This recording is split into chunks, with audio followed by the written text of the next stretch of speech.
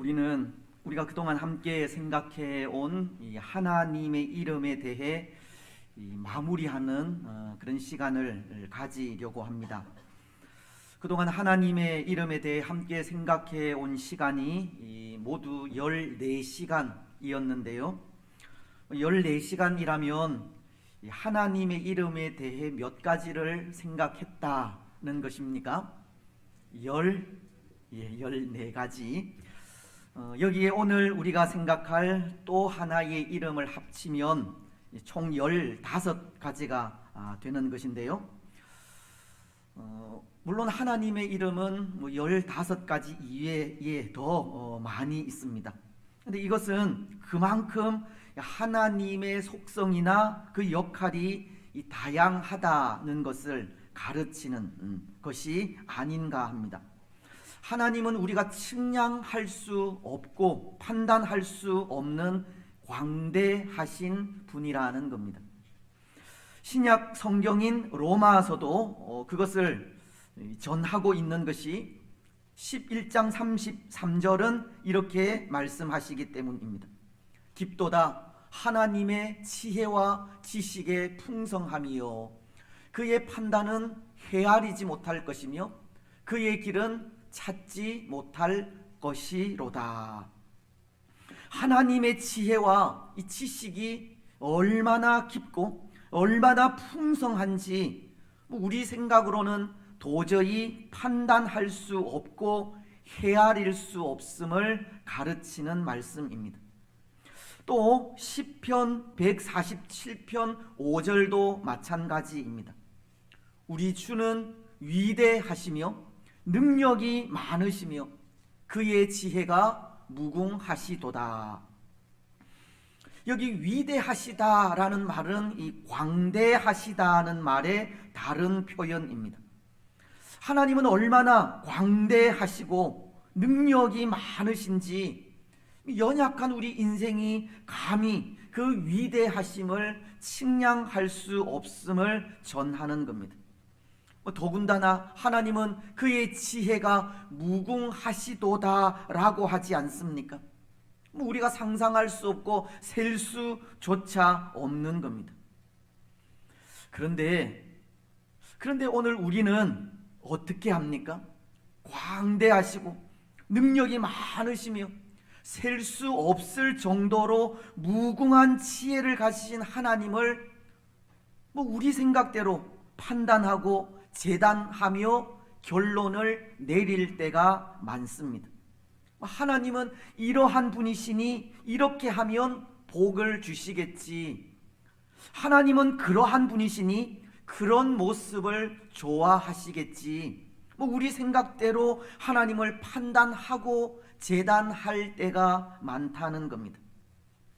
하지만 하나님은 우리의 그런 생각 안에 얽매여 있는 분이 아닙니다.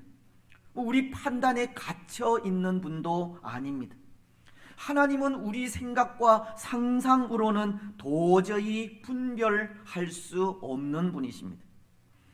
그래서 저는 그런 생각을 하기도 하는데요. 하나님은 우리 생각으로 예측할 수 없는, 도저히 예측할 수 없는 분이라는 겁니다. 오늘 우리는 하나님이 이루시는 역사를 마음속으로 상상하며 그 꿈에 취할 수 있을지는 모르지만 우리가 상상하는 그대로 하나님은 역사하지 않는다는 겁니다. 때로 사람이 하는 일은 예측할 수 있을 것 같습니다. 저 사람이 저런 말을 하는 것을 보면 어떤 생각을 가지고 있구나. 사람의 생각은 한두 번 머리를 쓰면 다 알 수 있다는 겁니다. 하지만 하나님의 생각은 아무리 머리를 써봐도 또 상상을 해도 알 수가 없는 겁니다. 그래서 이사야서 55장 8절로 9절은 이런 말씀을 하십니다. 이는 내 생각이 너희의 생각과 다르며 내 길은 너희의 길과 다름이니라. 여호와의 말씀이니라. 이는 하늘이 땅보다 높음같이 내 길은 너희의 길보다 높으며 내 생각은 너희의 생각보다 높음이니라. 하나님은 우리 생각과 이 상상으로는 이 분간할 수 없는 광대하신 분임을 가르치는 겁니다. 여러분, 오늘도 우리는 그렇게 광대하시고 지혜로우신 하나님에 대해 생각을 하게 될 텐데요, 오늘 우리가 생각할 하나님은 이 엘로힘이라는 이름을 가지신 하나님에 대해서입니다. 엘로힘, 많이 들어보신 이름이지 않습니까? 우리가 지난 주일을 생각한 이 여호와라는 이름과 함께 성경에서 가장 많이 접하고 대하게 되는 이름이 여기 이 엘로힘이라는 이름입니다. 근데 성경에 기록된 엘로힘이라고 하는 이름은 거의 이 하나님이라고 하는 명칭으로 번역이 됩니다. 또한 하나님으로 번역된 이름은 이 전능하신 하나님으로 이해를 하시면 될 것 같습니다. 왜냐하면 먼저 여기 엘이라고 하는 단어가 하나님을 지칭하는 단어이기 때문이고, 또 이 엘이라고 하는 단어는 울이라는 단어에서 유래한 말로 전능하다, 권세가 있다는 의미로 이 성부 하나님의 능력을 표현할 때 사용하는 이름이기 때문입니다. 그래서 천지 창조의 기사가 담긴 이 창세기 1장을 보면 거기에 사용된 하나님의 이름이 바로 여기 이 엘로힘이라는 이름입니다. 우리가 읽은 창세기 1장 1절은 태초에 하나님이 천지를 창조하시니라. 천지를 창조하신 분이 엘로힘, 하나님이심을 전하고 있는 건데요, 이 말씀을 히브리어로 하면 이렇습니다. 베레시트 바라 엘로힘 엣 핫 샤마임 웨엣 하아레치. 천지 창조는 전능하신 하나님 엘로힘에 의해 이루어진 일이라는 것을 가르치는 겁니다. 특히 여기 이 엘로힘에서 그 어미로 사용된 이 힘이라는 단어는 세계 혹은 그 이상을 나타내는 이 복수 형태로 사용된 말로, 이것은 천지를 지으신 하나님이 분명 한 분이심에도 이 복수 형태로 표기를 한 것으로 고대 근동 지방의 한 이 표현법입니다. 하나님의 권위, 하나님의 능력을 나타내기 위해서입니다. 다시 말씀을 드리면 이 천지를 지으신 성부 하나님의 힘과 이 전능하심을 나타내기 위해 단수가 아닌 힘이라고 하는 이 복수 형태로 사용을 하게 되었다는 겁니다. 때로 일부 학자들은 이 성경에 처음 등장하는 하나님의 이름이 복수로 사용되었다라고 해서 성경 또한 다른 이방 종교처럼 다신 숭배 사상을 반영하고 있는 것이 아니냐 하는 것을 말하고 있지만 그것은 억측일 뿐입니다. 하나님은 오직 한 분이신 하나님이십니다. 신명기서 6장 4절이 그것을 말씀하고 있지 않습니까? 우리 하나님 여호와는 오직 유일한 여호와이시니, 하나님은 한 분이신 하나님이십니다. 하지만 그렇게 복수 형태로 사용된 것이 그 권세와 능력과 힘을 나타내기 위해서라는 것입니다. 그리고 또 하나, 성경에는 그런 명칭이 없지만 하나님의 이름이 복수로 사용된 것은 성부 하나님, 성자 예수님, 보혜사 성령님, 이 삼위일체이신 하나님이 천지를 창조하셨다는 의미도 있습니다. 오늘 본문인 창세기 1장 2절과 3절은 이렇게 말씀하시지 않습니까? 땅이 혼돈하고 공허하며 흑암이 깊음 위에 있고 하나님의 영은 수면 위에 운행하시니라. 하나님이 이르시되 빛이 있으라 하시니 빛이 있었고. 이 말씀을 보면 하나님의 영이 수면 위에 운행하시니라 라고 하면서 하나님의 영이라는 성령 하나님의 모습을 기록하고 있고, 또 하나님이 이르시되 빛이 있으라 하시매라고, 빛이 있으라고 명령하신 하나님은 이 성부 하나님이심을 말씀하고 있는 겁니다. 또한 신약 성경인 골로새서를 보면 1장 16절은 이렇게 말씀하십니다. 만물이 그에게서 창조되되 하늘과 땅에서 보이는 것들과 보이지 않는 것들과 혹은 왕권들이나 주권들이나 통치자들이나 권세들이나 만물이 다 그로 말미암고 그를 위하여 창조되었고. 이것은 다르게 번역하면 이렇습니다.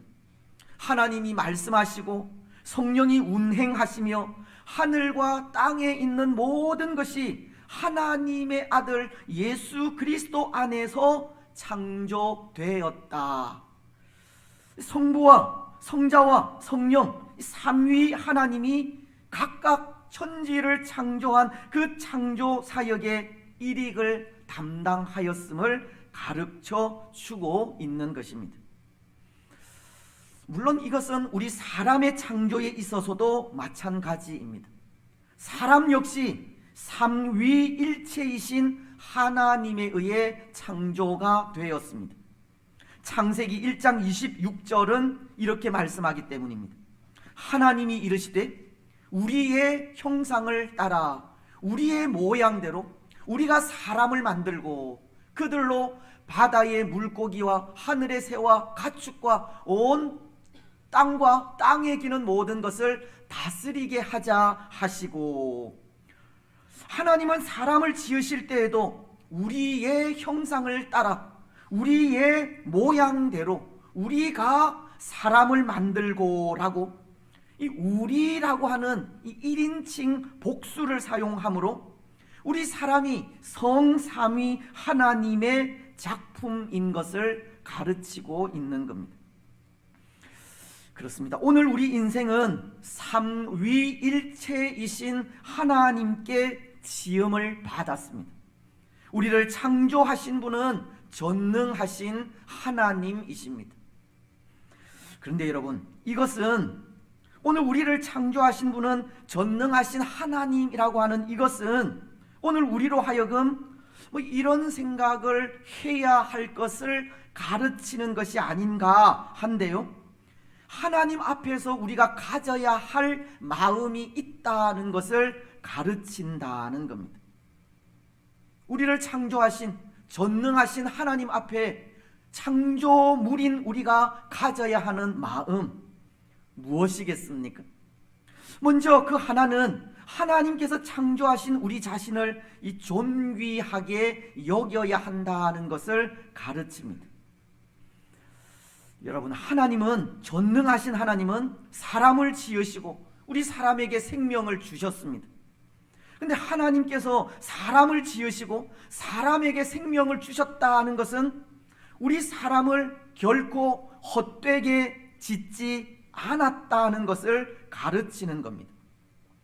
왜냐하면 사람을 지으신 하나님은 이 삼위 하나님, 곧 전능하신 하나님으로서, 하나님이 전능하시다는 것은 앞서도 로마서 11장을 통해 생각을 했지만 모든 지혜와 능력에 있어서 뛰어나다는 뜻을 가르치는 것인데요, 지혜와 능력이 뛰어나신 분이 사람을 지으실 때 결코 헛되게 아무 의미 없이 짓지 않았을 것이라는 겁니다. 때로 우리 사람이 물건을 만들 때 여러 번의 실수 끝에 마침내 완성된 제품을 만들어내듯 그렇게 만들지 않았을 것이라는 겁니다. 하나님의 완전하신 계획에 의해 하나님의 전적인 간섭과 섭리에 따라 지어진 존재가 우리 인생이라는 겁니다. 그래서 성경은 우리 인생이라는 존재에 대해 이렇게 말씀을 합니다. 시편 139편 14절 말씀은 내가 주께 감사하옴은 나를 지으심이 심히 기묘하심이라. 주께서 하시는 일이 기이함을 내 영혼이 잘 아나이다.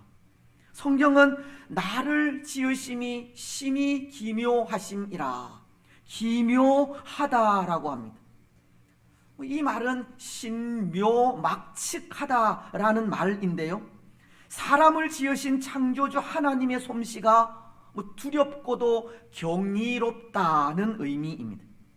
하나님께서 사람을 창조하신 능력이 우리 인간의 머리로는 도저히 이해할 수 없고 이 공포를 불러일으킬 정도로 위대하고 놀라운 일임을 가르치는 겁니다.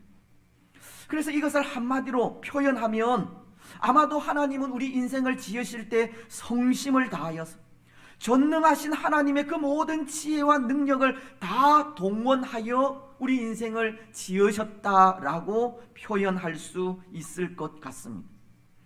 그래서 창세기 1장은 그렇게 사람을 창조하신 이후에 하나님께서 그 마음의 표현을 어떻게 하셨습니까? 1장 31절 말씀은 하나님이 지으신 그 모든 것을 보시니 보시기에 심히 좋았더라. 하나님께서 창조하신 그 창조물을 보시고 우리 인생을 보시고 우리 인생을 창조하신 그 마지막 6째 날에 창조하신 그것을 보시면서 심히 좋았더라 라고 하신 겁니다. 그렇습니다. 사랑하는 여러분, 하나님은 그의 전능하심으로 우리 인생을 창조하셨습니다. 사람을 창조하실 때 정말 아무렇지도 않게 만드신 것이 아닙니다. 하나님의 모든 지혜와 그의 모든 능력을 다 동원하셔서 실로 신묘막측하게 지으신 겁니다. 가장 존귀한 존재로 지으셨다는 겁니다. 여러분, 오늘 우리 인생은 그런 존재입니다. 하나님에 의해 세상에서 가장 존귀하게 지어진 존재입니다. 이것은 다시 말씀을 드리면 하나님께서 우리를 이 존귀하게 지으신 대로 우리는 우리 자신을 존귀하게 여기는 삶을 살아야 한다는 것을 가르치는 겁니다. 하나님께서 우리 인생을 헛되게 창조하지 않으셨듯이 인생이라고 하는 이 존재를 가볍게 여기지 말아야 한다는 겁니다. 하지만 때로 의문이 드는 것이 없지 않아 있기는 합니다. 그렇게 존귀하게 지으신 사람이 지진이나 전쟁, 기근을 통해서 참 비참하게 목숨을 잃는 경우입니다. 이번에도 튀르키예에서 발생한 그 지진을 통해서 얼마나 많은 사람들이 그 존귀한 목숨을 잃어버리게 되었습니까? 물론 그것이 우리 인생이 범죄한 이후 이 범죄한 세상 속에서 살아가면서 어쩔 수 없이 당하는 일이라 인정은 하지만 때로 이런 일들이 이해할 수 없는 일들로 다가오는 것도 어쩔 수가 없습니다. 하지만 분명한 것은 세상은 범죄한 세상이어서 언제 어떤 일이 어떻게 일어날지 알 수 없지만 하나님께서 존귀하게 지으신 우리 인생에 대한 자존감을 가지고 살아야 한다는 겁니다. 시편은 16편 3절을 통해 이렇게 말씀하십니다. 땅에 있는 성도들은 존귀한 자들이니 나의 모든 즐거움이 그들에게 있도다. 오늘 하나님은 성도된 우리를 향하여 존귀한 자들이라고 하시면서 나의 모든 즐거움이 성도된 우리에게 있다고 하십니다. 때로 이 세상엔 우리가 이해하지 못할 일들이 일어나고 있지만 성도인 우리는 여전히 하나님 앞에 존귀한 존재라는 겁니다. 여러분, 하나님은 우리를 존귀하게 여기십니다. 하나님은 하나님의 즐거움이 성도인 우리에게 있다고 하십니다. 오늘 우리는 하나님이 존귀히 여기는 자들로서 우리 자신에 대한 이 자존감을 가지시기 바랍니다. 헛된 삶을 살아가지 마시고 분명한 목적에 따라 살아가십시오. 그래서 그 삶을 통해 우리를 창조하신 전능하신 하나님께 더욱 즐거움이 되시기 바랍니다. 이제 또 하나, 우리를 창조하신 분이 전능하신 하나님이심을 생각하면서 우리가 가져야 하는 마음은 우리를 창조하신 하나님의 뜻대로 살아가기를 고백하며 나아가야 한다는 겁니다. 우리는 우리를 창조하신 전능하신 하나님의 뜻대로 살아가야 합니다. 그렇지 않겠습니까? 여러분, 하나님께서 그의 지혜와 능력으로 또 하나님의 섭리와 계획에 따라 우리를 창조하셨다면 반드시 그 지으신 목적이 있을 것이고, 그렇게 하나님의 목적에 의해 지음을 받은 존재가 우리 인생이라면 우리는 하나님께서 지으신 그 목적에 맞는 삶을 살아드려야 한다는 겁니다. 여러분, 하나님께서 우리 인생을 지으신 목적 무엇입니까? 수도 없이 많이 들은 내용이어서 눈을 감고도 대답을 하실 수 있을 것 같은데요. 무엇입니까? 우리 인생을 지으신 하나님의 목적, 그것은 하나님의 영광을 위해서입니다. 하나님을 기쁘시게 하기 위해 우리는 지음을 받은 겁니다. 그렇다면 과연 어떻게 살아가는 것이 하나님의 영광을 드러내고 나타내며 사는 삶이 되겠습니까?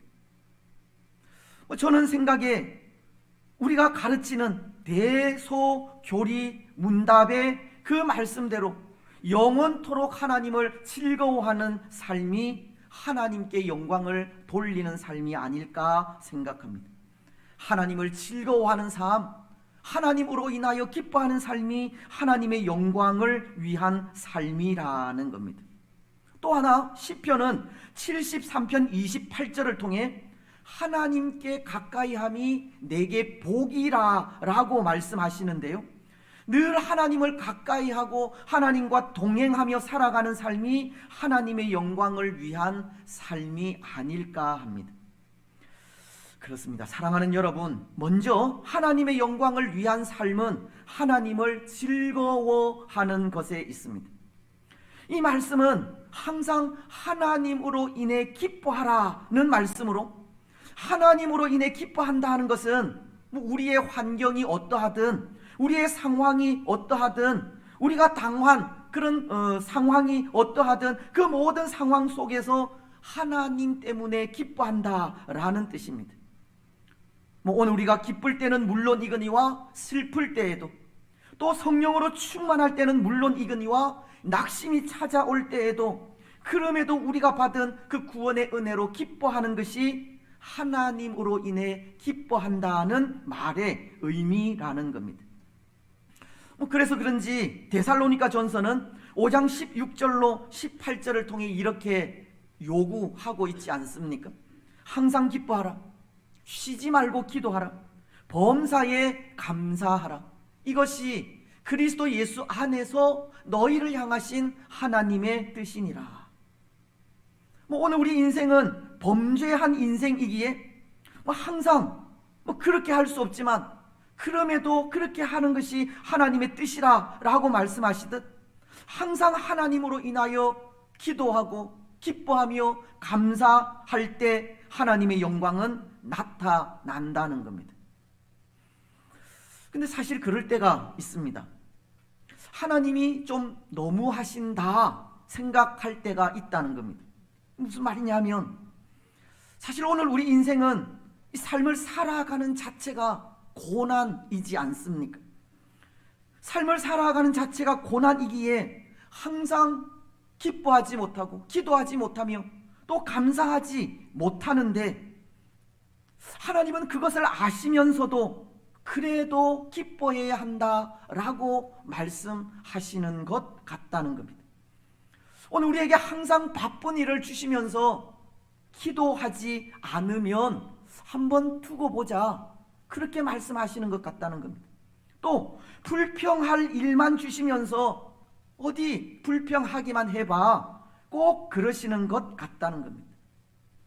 항상 기뻐할 수 없고 쉬지 않고 기도할 수 없으며 범사에 감사할 수 없는 우리의 형편을 아시면서도 어쩌면 놀리는 것처럼 그럼에도 항상 기뻐하라고, 그럼에도 쉬지 말고 기도하라고, 그럼에도 범사에 감사하라고 그것을 요구하고 있는 것 같다는 겁니다. 하지만 여러분, 그럼에도 그렇게 하는 것이 그리스도 예수 안에서 우리를 향하신 하나님의 뜻입니다. 그리고 우리를 향하신 하나님의 그 뜻에 순종하여 준행할 때 그것이 우리에게 유익이 되고 하나님께 영광이 된다는 겁니다. 정말 그렇지 않습니까? 우리에게 슬퍼할 일이 있을 때 슬퍼하고, 짜증 나는 일이 있을 때 짜증 내고, 불평할 일이 있을 때 불평해 보십시오. 그게 우리에게 무슨 유익이 되겠습니까? 우리 자신에게 유익이 되지 않을 뿐만 아니라 그것은 하나님께도 영광이 되지 않는 겁니다. 하나님을 영원토록 기뻐한다는 것도 마찬가지입니다. 우리에게 주어진 상황은, 그리고 환경은 그럴 수 없지만 우리 자신에게 유익이 되고 하나님의 영광이 드러나는 것은 그런 상황 속에서도 그럼에도 하나님을 기뻐하고 하나님만을 즐거워하는 바로 거기에 있다는 겁니다. 모든 상황 속에서 애써 하나님을 기뻐하고 즐거워하는 거기에 하나님의 영광은 나타난다는 겁니다. 사랑하는 여러분, 오늘 우리는 혹 그럴 수 없는 일이 생긴다 할지라도 하나님만을 기뻐하며 나아가시기 바랍니다. 하나님으로 인해 항상 즐거워하는 우리들이 되시기 바랍니다. 항상 기뻐하시고 쉬지 말고 기도하시며 범사에 감사하는 삶을 살아가시기 바랍니다. 그래서 하나님을 기뻐하는 그 삶을 통해 하나님께 영광을 돌리시기 바랍니다. 그리고 또 하나, 하나님의 영광을 위한 삶은 항상 하나님을 가까이 하는 삶에 있습니다. 시편 78편 28절이 전하듯이 하나님께 가까이함이 내게 복이라. 여호와 하나님을 가까이 하는 것이 우리에게 복이 된다라는 말씀으로, 이 말씀은 곧 하나님께는 그것이 영광이 된다라는 뜻입니다. 왜냐하면 하나님은 하나님께서 창조하신 그의 피조물들이 항상 하나님 안에 거하는 것을 기뻐하시기 때문입니다. 우리가 하나님과 함께 있는 것만으로 하나님은 영광을 받으신다는 겁니다. 그래서 저는 그런 생각을 하기도 하는데요. 태초의 사람인 아담과 하와가 이 범죄하였을 때 어쩌면 하나님은 아담과 하와가 하나님의 말씀을 어긴 그 죄보다 이 범죄함으로 하나님의 곁을 떠나게 된 것을 더욱 이 마음 아프게 생각하지 않았을까 생각합니다. 왜냐하면 하나님은 범죄한 아담과 하와를 그럼에도 찾아오셨기 때문입니다. 하나님은 범죄한 그들을 찾으셔서 이렇게 부르시지 않습니까? 아담아, 네가 어디 있느냐? 여러분, 하나님께서 아담을 부르시는 그 음성 속에 어떤 마음이 담겨져 있겠습니까? 범죄로 인해 너가 내 곁을 떠나는 것이 나는 더 마음 아프다. 아마도 하나님의 마음은 하나님의 곁을 떠나게 된 아담과 하와가 더 큰 아픔이었을지 모릅니다. 이것은 오늘 우리가 하나님과 함께 있는 것을 하나님은 기뻐하신다라는 것을 말하는 겁니다. 예수 그리스도의 그 크신 사랑, 그 십자가 사랑을 기억하고 항상 그 사랑 안에 거하는 것을 하나님은 기뻐하신다는 겁니다. 그래서 그렇게 하나님과 동행하며 하나님과 더불어 살아갈 때, 십자가 사랑 안에 거할 때 그것이 하나님께 영광이 된다는 겁니다. 여러분, 오늘 우리는 하나님의 영광을 위해 살아가기를 원하십니까? 그렇다면 하나님을 가까이 하십시오. 하나님의 곁을 떠나지 마십시오. 늘 변함없이 우리 신앙의 자리, 우리 믿음의 자리를 잘 지켜가시기 바랍니다. 그래서 하나님을 가까이 함으로 하나님의 영광을 나타내는 성도들이 되시기를 바랍니다. 이제 말씀을 맺겠습니다. 사랑하는 여러분, 엘로힘이신 하나님은 전능하신 하나님이십니다. 그 하나님은 그의 전능하심으로 우리 인생을 창조하셨습니다. 우리를 창조하시되 신묘막측하게 존귀하게 지으셨습니다. 오늘 우리는 우리를 존귀하게 지으신 전능하신 하나님 앞에 존귀한 삶을 살아가시기 바랍니다. 하나님께서 존귀히 여기시는 자들로서 이 자존감을 가지고 살아가시기 바랍니다. 또한 우리를 존귀하게 지으신 전능하신 하나님의 이 목적에 맞는 삶을 살아가시기 바랍니다. 하나님을 기뻐하는 삶을 살아가시고 늘 하나님을 가까이 하는 삶을 사시기 바랍니다.